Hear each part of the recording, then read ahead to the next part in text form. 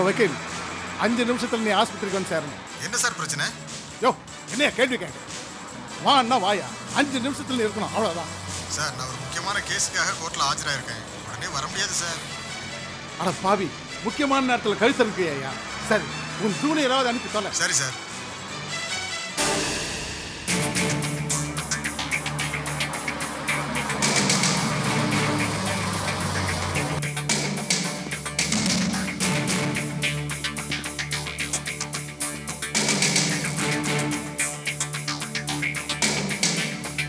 டேய் வேகமா போடா.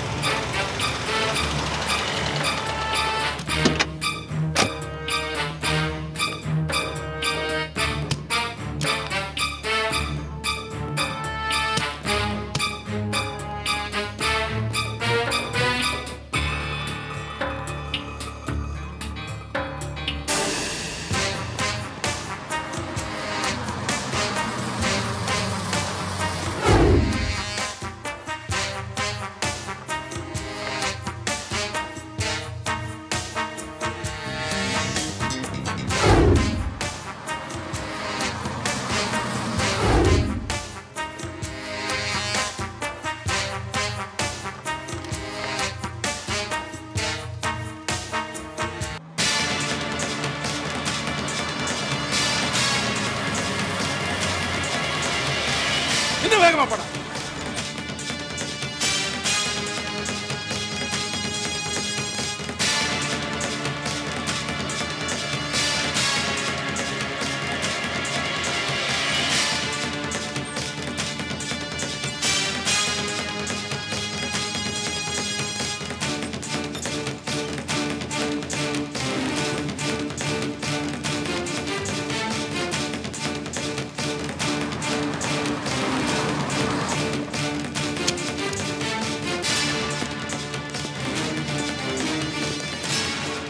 சார் வணக்கம் சார். Morning sir. சார் ஒரு நிமிஷம். தள்ளியா தள்ளு. யாரும் உள்ள போக கூடாது சார். என்னது? நான் பணம் போட்டு கட்டின ஹாஸ்பிட்டல், ஏன் ஹாஸ்பிட்டலுக்குள்ள என்ன விட மாட்டியா? தள்ளியா. சாரி சார், இது கோர்ட் உத்தரவு.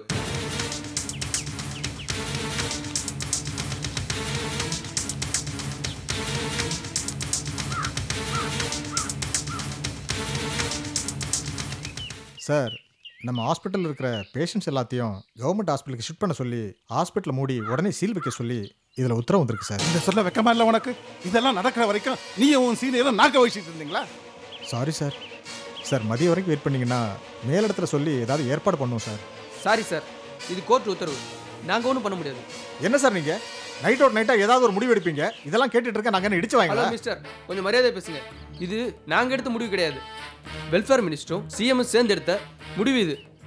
இதுக்கு ஜட்ஜு ஆர்டர் கொடுத்தாரு. ஹலோ, இது ஜனநாயக நாடு, சர்வாதிகார நாடு இல்லை.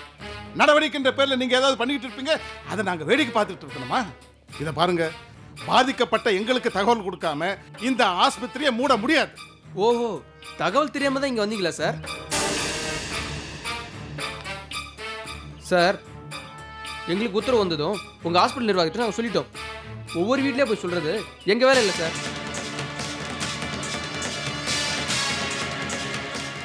நாங்கள் என்னமோ எல்லாரையும் உள்ளே வச்சு பூட்டி சீல் வைக்கிற மாதிரி பேசுகிறீங்களா சார்? பேஷண்ட்டுங்களாம் ஷிஃப்ட் ஆகிற வரைக்கும் வெயிட் பண்ணுவோம் சார், அதுக்கப்புறம் தான் சீல் வைப்போம்.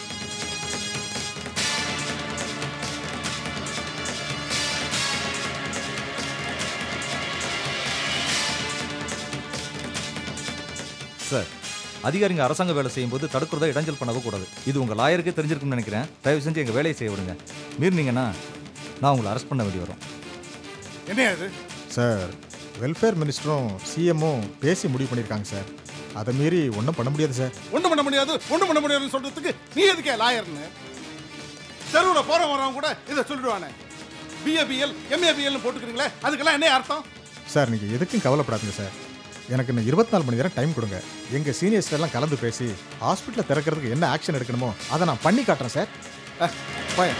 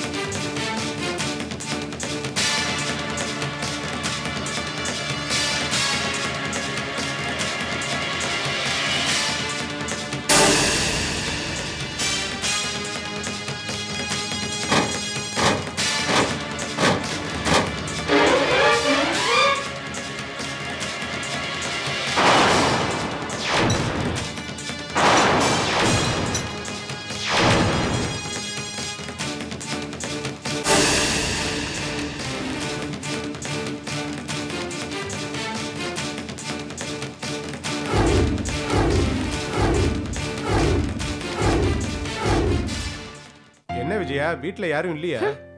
வீட்ல யாரும் இல்லன்னு தெரிஞ்சுக்கிட்டு வந்துட்டு யாருமே இல்லையான்னு கேள்வி கேக்குறீங்களா? இல்ல, அப்படி இல்ல, நான் சாதாரணமா தான் வந்தேன். ஆமா, அக்கா எங்க? அண்ணி பாத்ரூம்ல துணி துவைச்சிட்டு இருக்காங்க. என்னக்கா, உள்ள வேலையா இருக்கீங்களா? இதோ வரேன்ப்பா, துணி துவைச்சிட்டு இருக்கேன், காஃபி போட்டு தரேன். பரவாயில்லக்கா.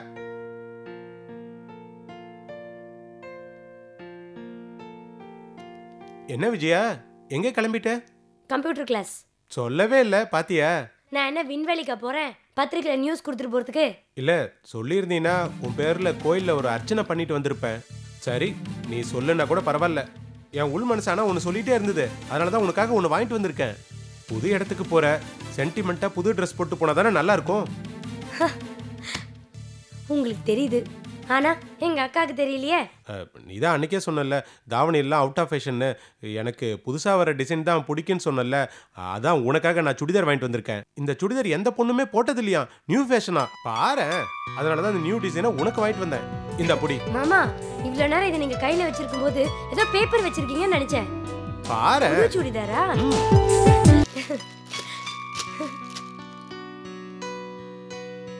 ஐயே, என்ன மாமா இது, கண்ணாடி எல்லாம் வச்சிருக்கு? இதுதாமா புது டிசைனு. இதுவா புது டிசைனு? ஆமா, கடைக்காரன் அப்படிதான் சொன்னான். உங்களை நல்லா ஏமாத்திருக்கான். இந்த ட்ரெஸ்ஸை போட்டுட்டு எந்த பொண்ணாவது வெளியில போய் பார்த்துருக்கீங்களா? எப்படி போகும்? வயசுக்கு வந்த பொண்ணுங்க காலேஜுக்கோ கம்ப்யூட்டர் கிளாஸ்க்கோ இந்த ட்ரெஸ்ஸை போட்டுட்டு போக முடியுமா? ஏன் விஜயா, இதுக்கு என்ன நல்லா தானே இருக்கு?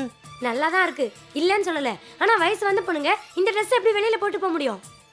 சாதாரணமாகவே நாங்கள் ரோட்டில் போனாலே அண்ணங்க அக்கா கொண்டக்காரின்னு பாடுற பசங்க இந்த ட்ரெஸ்ஸை போட்டுட்டு நாங்கள் வெளியில் போனோம், எக்ஸ்கியூஸ் மீ அப்படின்னு எங்கள் முன்னாடி வந்து நின்று அவன் தலையை கழிச்சு விட்டுட்டு இந்த ட்ரெஸ்ஸில் இருக்கிற கண்ணாடியை பார்த்து தலை சீவிட்டு போவான். இதெல்லாம் எனக்கு தேவையா? இந்த மாதிரி ட்ரெஸ் எல்லாம் சின்ன குழந்தைங்க கல்யாணம் ஃபங்க்ஷன் போட்டுட்டு ஜாலியாக ஆடணும். அதை விட்டுட்டு இந்த மாதிரி ட்ரெஸ்லாம் எனக்கு வாங்கிட்டு வரீங்க, பிடிங்க. அண்ணி, நான் கம்ப்யூட்டர் கிளாஸில் ஜாயின் பண்ண போகிறேன்.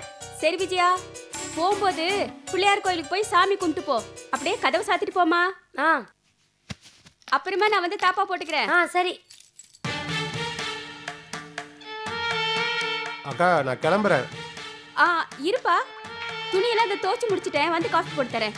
இல்ல பரவாயில்லக்கா, நான் நாளைக்கு வரேன். விஜயா.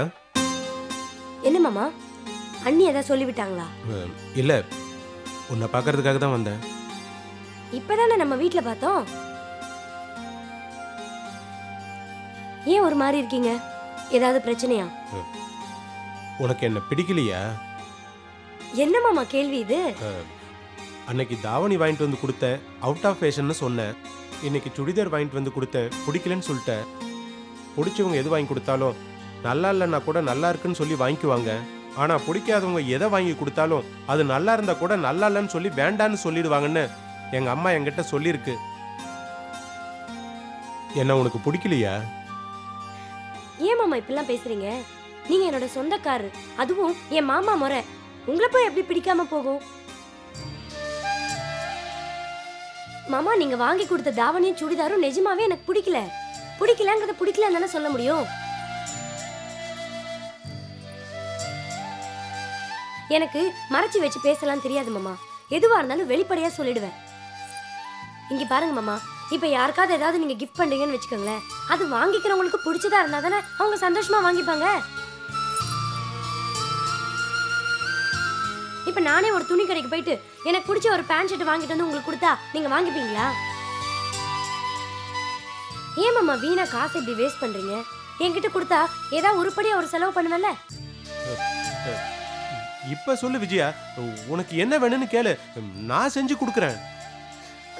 மாமா, நான் கம்ப்யூட்டர் சென்டர்ல சேர போறேன்னு சொன்னேன்ல, அந்த சென்டர் எனக்கு பிடிக்கல. ஆனா அக்கா கொடுத்த பைசால அந்த கம்ப்யூட்டர் சென்டர்ல தான் சேர முடியும். வேற கம்ப்யூட்டர் சென்டர்ல சேரலான்னா அதுக்கு எக்ஸ்ட்ராவா 2000 ரூபாய் தேவைப்படுது. அதான் என்ன பண்ணலான்னு யோசிச்சுட்டு இருக்கேன். விஜயா, நான் பண்ணது தப்பு தான். உனக்கு பிடிக்காத கம்ப்யூட்டர் கிளாஸ்ல நீ சேர வேண்டாம். உனக்கு பிடிச்ச கம்ப்யூட்டர் கிளாஸ்லயே நீ சேரு. உன் சந்தோஷம்தான் எனக்கு வேணும். எவ்வளோ சொன்ன? 2000 ரூபாய். 2000 தானே? நீ வீட்டுக்கு போ, நாளைக்கு நான் கொண்டு வந்து உங்ககிட்ட கொடுக்குறேன். என்ன? தேங்க்ஸ் மாமா. விஜயா, நீ என்கிட்ட பணம் கேட்டது எனக்கு ரொம்ப சந்தோஷமா இருக்கு. வண்டியில கொண்டு போய் விட்டுடுவேன். நீ தான் அன்னைக்கு சொன்னீங்க வண்டியில உட்கார்றது எனக்கு பிடிக்கலன்னு. பார்த்துப்போ. விஜயா, ரோட்ல போகும்போது நடு ரோட்ல எல்லாம் போகாத, எவனாவது இடிச்சிருவான். நீ ஓரமா போ. என்ன? சரி மாமா, நீங்க கிளம்புங்க.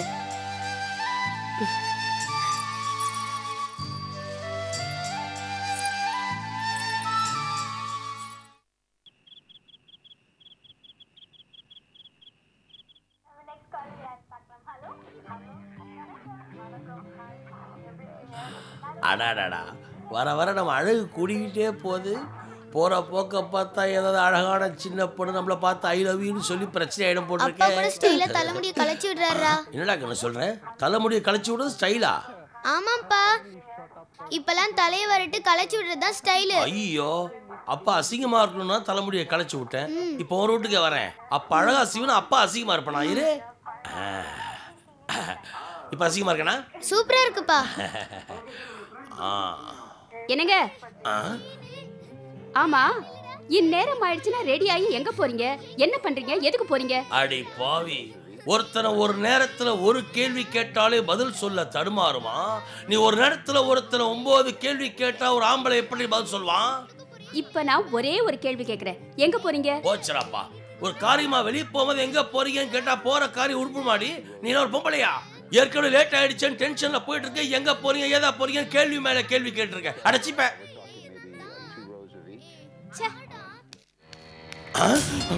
பேசி பேசி லேட் பண்ணிட்டாலே.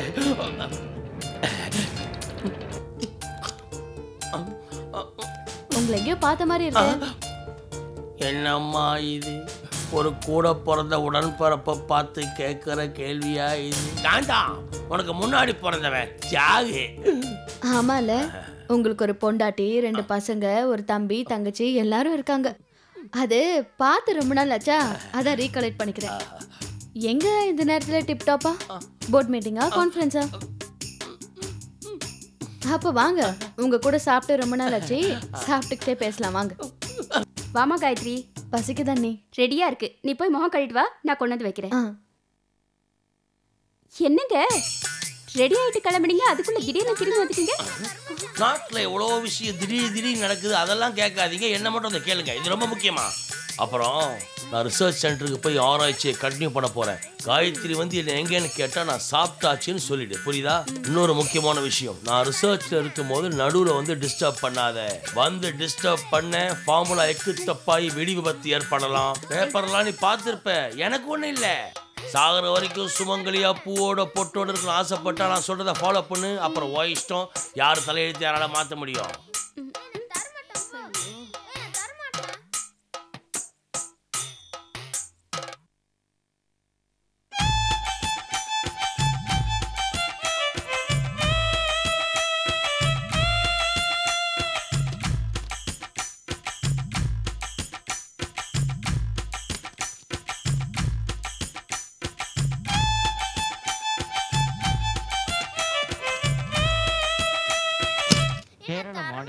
முதலமைச்சர் பதவியில் இருந்து என்னடி கம்ப்யூட்டர் கிளாஸ்ல சேர்ந்துட்டியா? இல்லக்கா, நாளைக்கு தான். நாளைக்கு தானே? ஏன்? அண்ணி கோயிலுக்கு போக சொன்னாங்களா, நான் போயிருந்தேன். அங்க இருந்த குருக்கள் நாளைக்கு தான் நல்ல நாள், நாளைக்கே போய் சேருன்னாரு. அதான். நீயும் அதுல எல்லாம் நம்பிக்கை வைக்க ஆரம்பிச்சியா? ராகுல் அஞ்சலி சாப்பிடுவாங்க. நாங்க எப்பவும் சாப்பிட்டோம். நீ வாடி விஜயா. இல்லக்கா, நீ சாப்பிடு. ஹாஃப் அன் ஹவர் கழிச்சு நான் சாப்பிட்றேன். சீக்கிரம் சாப்பிட கத்துக்கடி. 7 மணிக்கெல்லாம் சாப்பிடணும். ஆமா ஆமா, நீ அவளுக்கு புத்தி சொல்லு. ஆனா ஒரு நாளாவது நீ நேரத்துக்கு சாப்பிட்டிருக்கியா? என்ன பண்றது அண்ணி, என் வேலை அப்படி. அண்ணன் எங்க? அவரு ஆராய்ச்சி பண்றாரு. ஆராய்ச்சியா? அத்தி புத்த மாதிரி தான் அவரை பாக்குறேன். ஒரு 4 வார்த்தை பேசலான்னு பார்த்தா ஆராய்ச்சி பண்ண போயிட்டாரா? எங்க கூப்பிடுங்க. அது இந்த காரு பைக் எல்லாம் பெட்ரோல்ல ஓடுதுல, அது வேற எதுலயோ ஓட வைக்க ஆராய்ச்சி பண்றாராம்.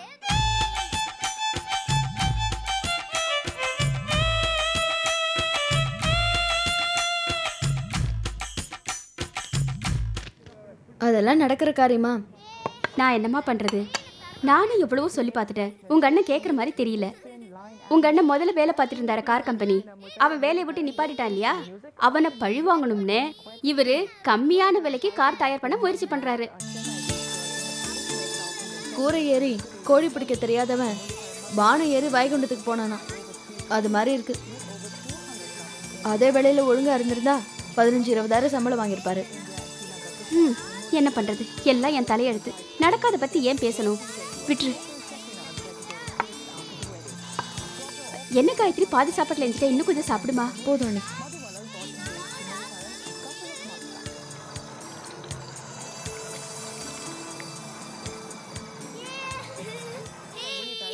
போதும் டிவி பார்த்தது. ஏய், என்ன விளையாடிட்டு இருக்கீங்க? போய் படுங்க. நாளைக்கு ஸ்கூலுக்கு போவேனா? நாளைக்கு எங்களுக்கு ஸ்கூல் லீவே. ஸ்கூல் லீவா அண்ணி? அதாம்மா எனக்கும் தெரியல. ஏய், ஏதாவது தப்பு பண்ணீங்களா? தப்பு பண்ணது நாங்க இல்ல, ஆன்ட்டி தான். என்னடி சொல்ற? நான் தான் அன்னைக்கே சொன்னேன்ல, ஸ்கூல் ஃபீஸ் கட்டணும்னு. ஆன்ட்டி கட்டல, அதனால ஸ்கூலுக்கு வர வேணான்ட்டாங்க.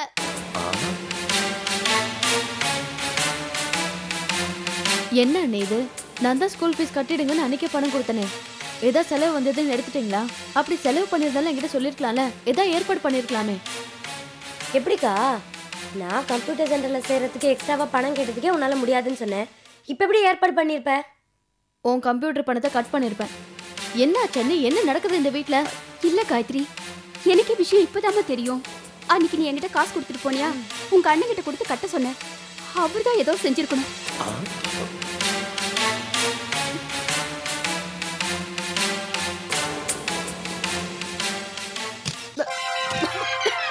என்னடா இது? என்னமா அது? ஏன் இப்படி திடீர்னு உள்ள வந்தீங்க? ஏண்டி, எத்தனை தடவை உனக்கு சொல்றது? என் லேப் ரொம்ப டேஞ்சரான பிளேஸ், திடீர்னு உள்ள வராத, ஏதாவது ஆக்சிடென்ட் ஆயிடும்னு. ஆக்சிடென்ட் ஆனா உங்களுக்கு மட்டும் ஆபத்து இல்ல, எனக்கும் தான் ஆபத்து.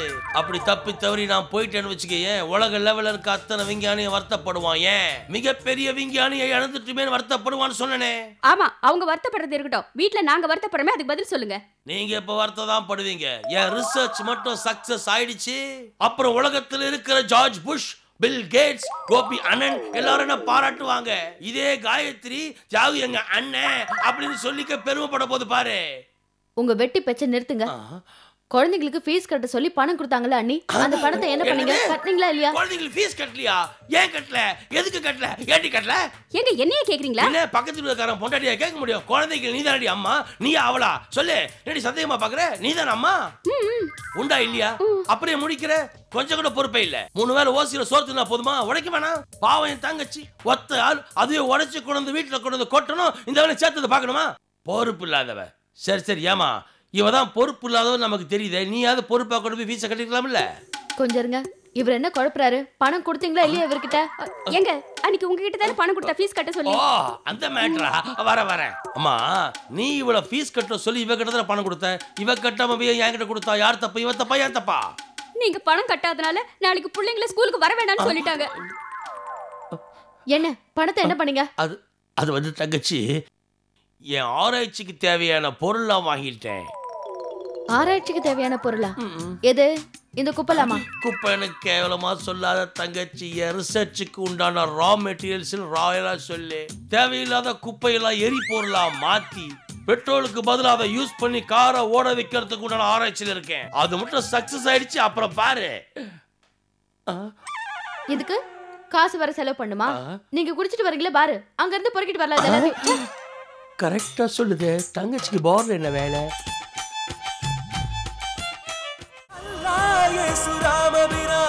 அனைவரும் கைகள் கொழு கட்டும் இளைஞரே இளைஞரே புதுயுகமே